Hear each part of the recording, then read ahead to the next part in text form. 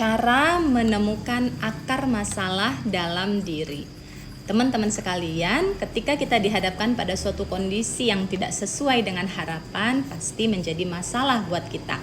Itu sebabnya kita perlu mencari tahu apa yang menjadi akar permasalahan dari kondisi yang tidak sesuai dengan harapan kita tersebut.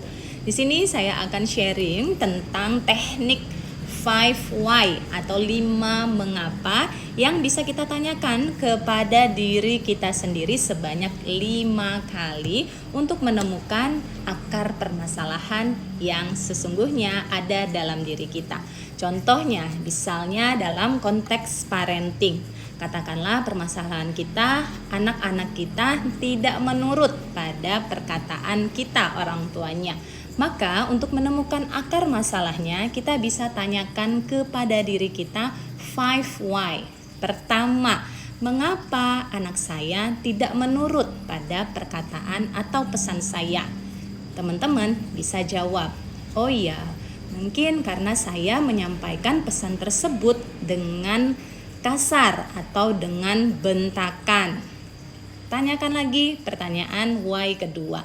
Mengapa kamu menyampaikan pesan dalam keadaan dengan perkataan yang kasar ataupun bentakan?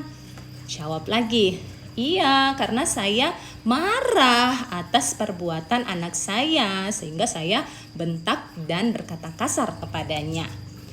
Ketiga, tanyakan lagi why ketiga. Mengapa kamu marah kepada anak kamu? Jawab lagi, karena apa yang dilakukannya tidak sesuai dengan harapan saya. 4. Mengapa anak melakukan perbuatan yang tidak sesuai dengan harapan kamu? Jawab lagi, mungkin karena anak belum paham tentang konsekuensi dari perbuatannya tersebut bisa membuat saya kecewa, marah, ataupun sedih. Gitu ya. Pertanyaan kelima lagi, mengapa anak belum paham bahwa apa yang dilakukannya itu bisa membuat ibunya, orang tuanya sedih ataupun marah? Kita bisa jawab lagi, ya mungkin karena saya belum pernah duduk bareng ataupun menyampaikan hal itu kepadanya, belum pernah mengajarkan tentang perbuatan tersebut dan konsekuensinya kepada anak sehingga anak belum punya pemahaman terkait perbuatan tersebut. Nah, kalau sampai di sini teman-teman merasa masih belum cukup, teman-teman bisa tambahkan lagi why berikutnya, why ke-6. Mengapa kamu belum pernah menyampaikan penjelasan terkait dengan konsekuensi dari perbuatan tersebut kepada anak kamu? Nah, teman-teman bisa jawab lagi, ya karena saya jarang mengajak anak berkomunikasi sehingga dialog-dialog terkait kehidupan kurang bisa disampaikan. Nah, bisa tanyakan lagi, kenapa kamu jarang berkomunikasi dengan anak kamu? Gitu kan?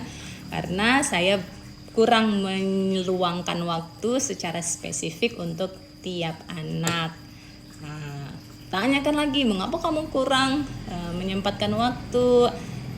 Karena saya belum menjadikan mereka prioritas, atau karena saya banyak kegiatan gitu ya, atau karena saya punya kesibukan yang lain. Nah, sampai di situ akhirnya kita bisa menemukan solusinya secara tidak langsung, bahwa yang perlu kita lakukan adalah pertama, menjadikan anak kita sebagai prioritas. Kedua, kita meluangkan waktu untuk berdialog tentang pesan-pesan kehidupan kepada anak kita. Ketiga, kita perlu untuk bisa mengenali emosi kita dan mengelola emosi tersebut sehingga kalaupun kita menyampaikan pesan kepada anak sudah dalam kondisi yang tenang, tidak lagi didominasi oleh amarah, sehingga pada akhirnya pesan yang kita sampaikan kepada anak bisa diterima dengan baik. Nah, teman-teman sekalian, teknik ini bisa teman-teman gunakan dalam berbagai konteks, apakah itu dalam pekerjaan, dalam hal pernikahan, atau dalam berbagai persoalan yang sedang teman-teman hadapi.